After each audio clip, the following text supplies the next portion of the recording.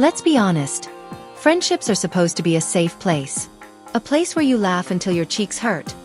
Where you feel understood without even explaining yourself. Where you can be your truest self without judgment or fear. But sometimes, that safe place starts to feel like enemy territory. It's the friend who constantly makes you feel small with backhanded compliments. The one who always has a crisis, but disappears when you need support.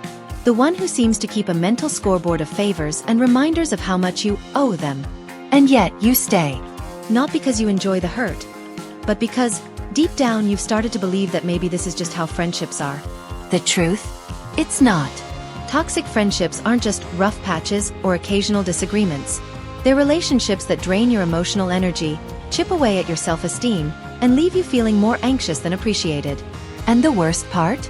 They're not always easy to spot, especially when they're tangled in years of shared history, inside jokes, and snapshots of good times. Your heart remembers the laughter, the late-night talks, the vacations together. Your mind remembers the betrayal, the constant criticism, the one-sided effort. And those two realities make it really hard to walk away. 1. Understanding the psychology of toxic friendships. Toxic friendships rarely announce themselves with a giant flashing sign that says danger ahead.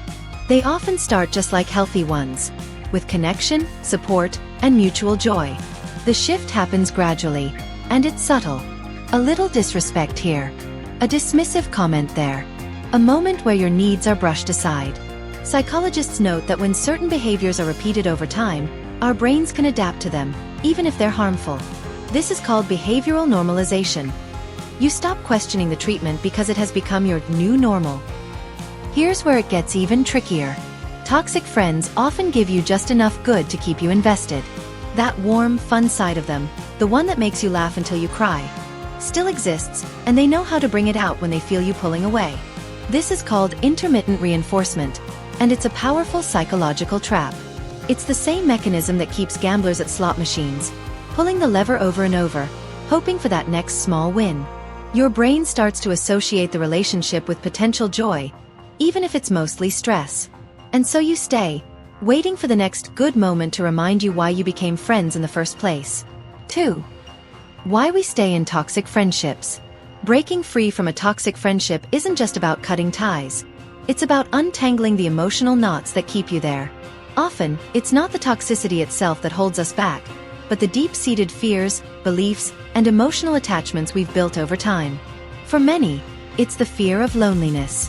The thought of sitting alone on a Friday night, with no one to text or call, can feel heavier than the burden of dealing with someone who constantly drains you.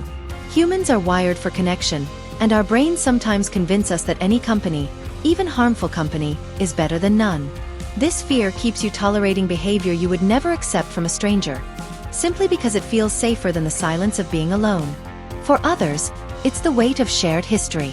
Maybe you've known this person since childhood, or you've survived some of life's biggest storms together. Heartbreaks, moves, family crises, celebrations. That shared past can feel like an unbreakable chain, making it hard to imagine your life without them in it. Walking away can feel like erasing chapters of your story, like admitting that all those years meant less than you thought. But in truth, history doesn't disappear when you distance yourself. The memories remain, even if the relationship changes. And then there's the pull of guilt. Many of us are conditioned to believe that loyalty means endurance, no matter the cost to our own well-being.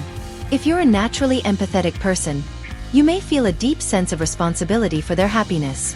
This guilt intensifies when the toxic friend plays the victim, dropping subtle comments that make you question yourself.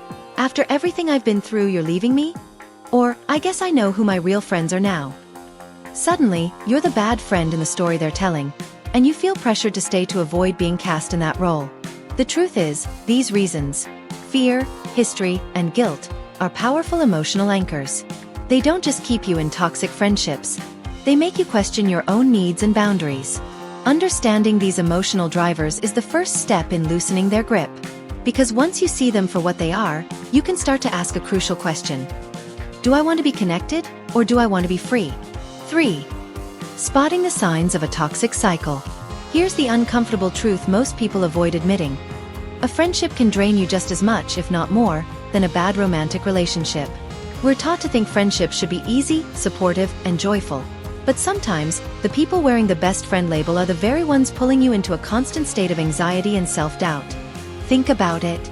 If your chest tightens every time their name pops up on your phone. If you replay potential conversations in your head, trying to predict their reaction so you won't say the wrong thing. If you leave their company feeling more tired, tense, and small than you did before seeing them. You're not just having a rough patch. You might be caught in a toxic cycle. And toxic friendships don't always start loud and obvious. They creep in quietly, often disguised as care or just how they are, until you're the one walking on eggshells. Here are some of the most common patterns to watch for. Control disguised as concern. They might question your other friendships, make you feel guilty for spending time with people they don't approve of, or even pressure you into making decisions that align with what they want, not what's best for you. At first, it might feel like they just care, but over time, it chips away at your independence.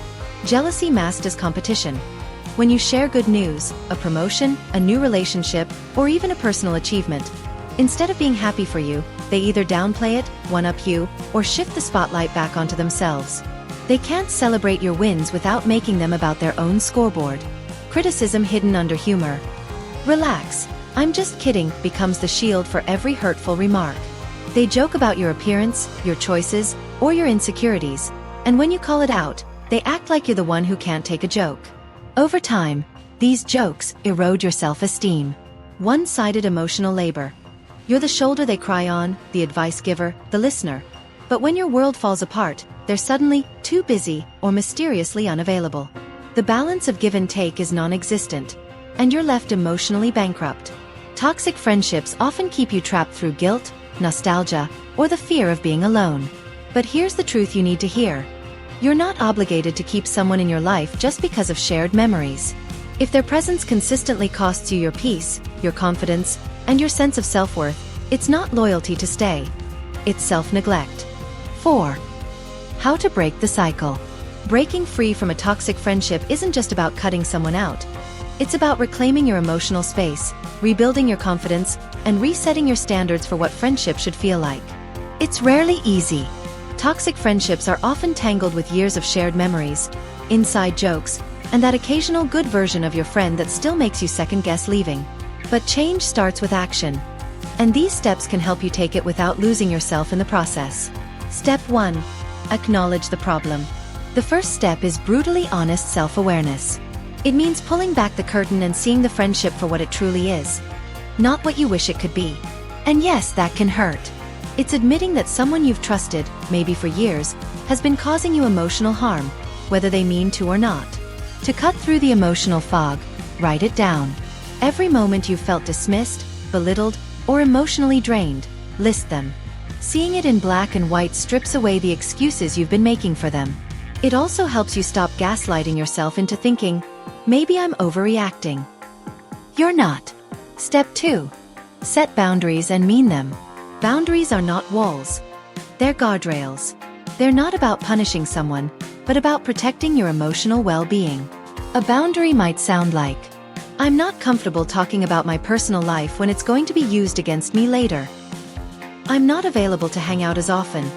I need more downtime. If you make jokes about my insecurities, I'm going to leave the conversation. Here's the tell. A healthy friend will respect those boundaries, even if they don't fully understand them. A toxic friend will mock them, push against them, or make you feel guilty for having them. That reaction alone tells you everything you need to know. Step 3. Gradual distance or a clear break. Not every toxic friendship needs a dramatic ending, but some do. If the relationship isn't all bad, you might start by slowly reducing contact. Respond later. Make fewer plans. Keep conversations surface level. Sometimes, distance naturally fizzles the connection without an emotional blow-up. But if the friendship has become deeply harmful, you may need to rip off the band-aid. This is where a direct conversation helps, even though it's uncomfortable. Keep the focus on your feelings, not their faults. I've been feeling drained in our friendship, and I need to step back to take care of myself. Notice the wording. You're not accusing, you're asserting. You're not asking permission to step back. You're telling them you're doing it. Step 4. Fill the gap with healthier connections. Ending a toxic friendship leaves an empty space, and nature hates a vacuum. If you don't fill it with healthier relationships and self-nurturing habits, you risk being pulled back into old patterns. This is your time to invest in people who lift you up. Reconnect with old friends you lost touch with. Join a group around a hobby you love. Spend more time with family members who make you feel seen and valued. Even solo activities, reading, hiking, painting, can remind you that you're perfectly capable of enjoying your own company. Step 5. Break the pattern for good. The final step isn't just about removing this friend. It's about changing your friendship blueprint. Reflect on the warning signs you ignored. Did you overlook jealousy disguised as jokes? Did you allow guilt to override your own needs? Did you confuse shared history for genuine support? When you understand how you got stuck once, you can prevent it from happening again. And here's the best part. The more you surround yourself with truly supportive people, the easier it becomes to spot and reject the ones who drain you. Friendship should feel like a soft place to land. A space where you can laugh without fear of judgment, share your heart without bracing for a blow, and be yourself without constantly editing your words. It should be a relationship built on mutual care, trust, and joy. Not a battlefield where you're tiptoeing around invisible landmines, always wondering what might set them off. But here's the thing. Walking away from someone you once loved as a friend isn't just hard. It's heartbreaking. You shared memories, inside jokes, and perhaps even seasons of life where they felt like family. That bond can make it tempting to hold on, hoping they'll change, hoping the friendship will magically return to the way it once was. But hope can be a dangerous anchor when it's tied to someone who is slowly pulling you under. Staying in a toxic cycle doesn't just hurt in the moment. It chips away at your self-worth over time. You start doubting yourself, questioning your feelings, and accepting treatment that you would never want for someone you love. You begin to shrink, dimming parts of yourself to avoid conflict, and without realizing it, you start living in a smaller version of your own life. Letting go isn't about giving up on people. It's about choosing yourself, your peace, and your future. You deserve people who see your light and want to help it shine brighter. Not those who try to shade it so they can feel taller. You deserve friends who clap loudly for your wins, sit with you in your losses, and never make you feel like love is conditional on your usefulness to them. And when you finally find the courage to let go, something beautiful happens. You create space. Space for new connections that feel easy, safe, and energizing. Space for friendships that restore your faith in people. Space for the kind of love that doesn't keep score, doesn't compete, and doesn't drain you. The kind that feels like home. Because the truth is, the right friends don't just make life more fun. They make life more livable. And you deserve nothing less.